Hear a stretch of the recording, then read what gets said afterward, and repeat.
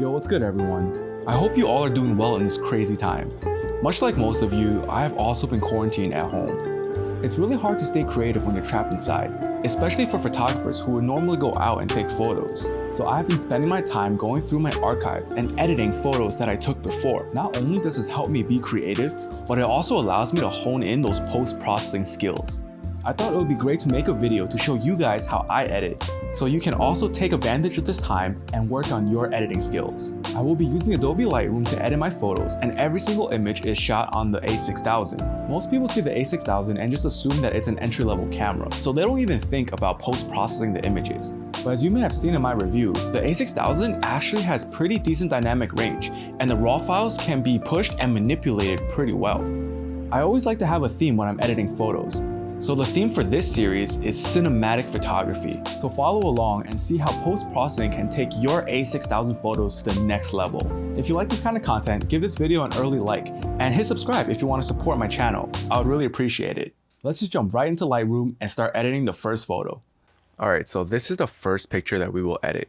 This spot might look familiar if you saw my a6000 photo walk video, but I was overlooking the East River with the Brooklyn Bridge and Manhattan in the background, and I saw this boat coming into frame, so I snapped the shot.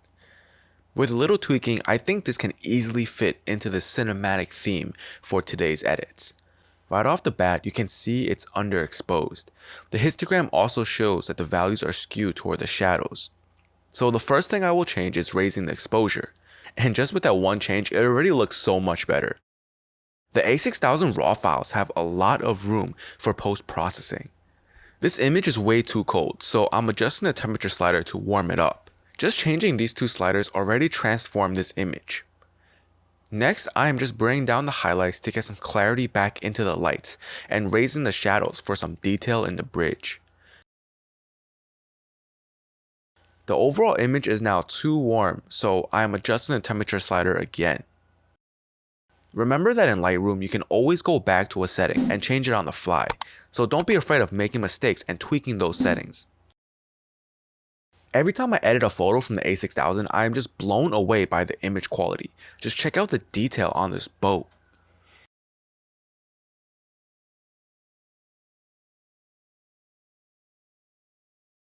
Anyway, now I'm moving on to the curves adjustments. For this specific image, I will just bring up the midtone slightly and then pull up the shadows to give it that faded look. This matte effect really pulls the image together and makes it look cinematic. Now that the global edits are done, I just want to fix some of the details. There is purple fringing on the bridge lights that are distracting. So in the HSL tab, I can pull down the magenta and purple saturation sliders. Now the lights on the bridge are white. Next, I go into the split toning tab to give a subtle cool tone in the shadows and a bit of warmth in the highlights.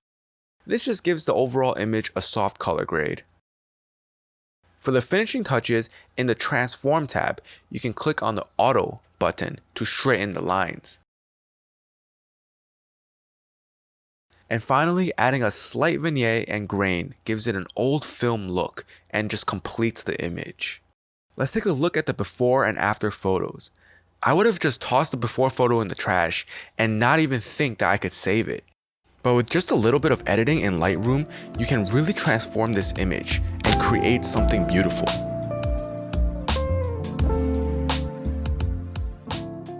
Alright, now let's move on to the second image. I took this shot of the guy crossing the street. I thought this angle was pretty interesting since it's a bit elevated from the street but not too high up like you're looking down on him. So the first thing I want to change is the exposure, and I'm just bringing it up a little bit.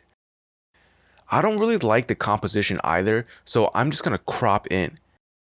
I'm leaving the sign in the frame because it adds some weight to the left side and it's a nice element to draw your eye in. Next, I am adjusting some global sliders to give this image more contrast and color, since this is a city scene and that punchiness will really add to that cinematic mood.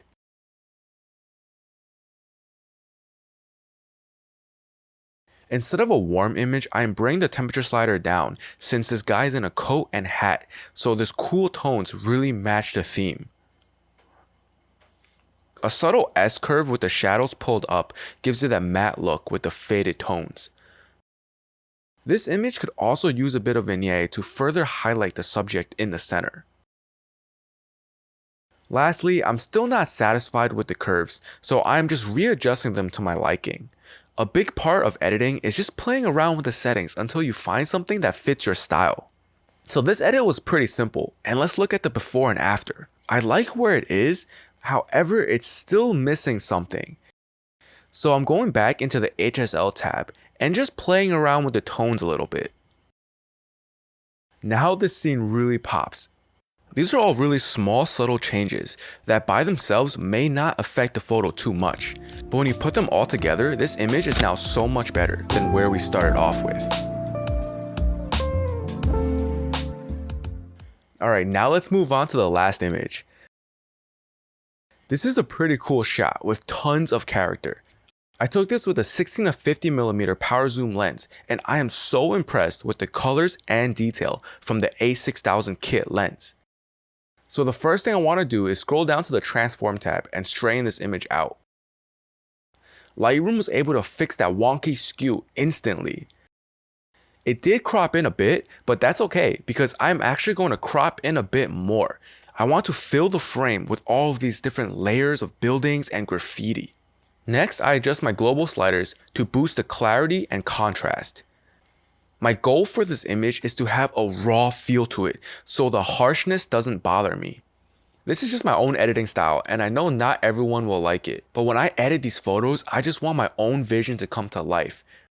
Like the other two images, I'm adding some fade into this as well. This just tones down that contrast a tad and gives it a film feel.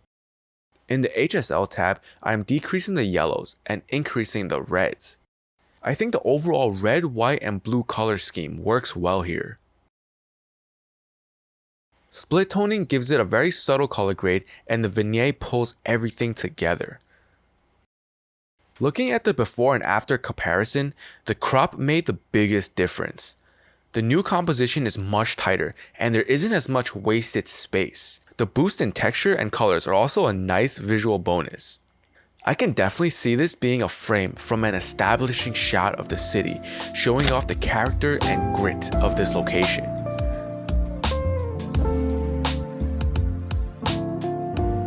Alright, so what did you guys think? The a6000 is a pretty old camera, but you can really push those raw files in post and make your vision come to life. I know a lot of you watching have the a6000, so I'm curious, do you guys just use the JPEGs right out of camera? Or are you like me and edit every single photo? Let me know in the comment section below. If you like this video, hit that thumbs up and subscribe to my channel so you don't miss new videos when they come out. Alright, thanks for watching. I hope you all stay safe, stay healthy, and stay creative. See you next time. Peace.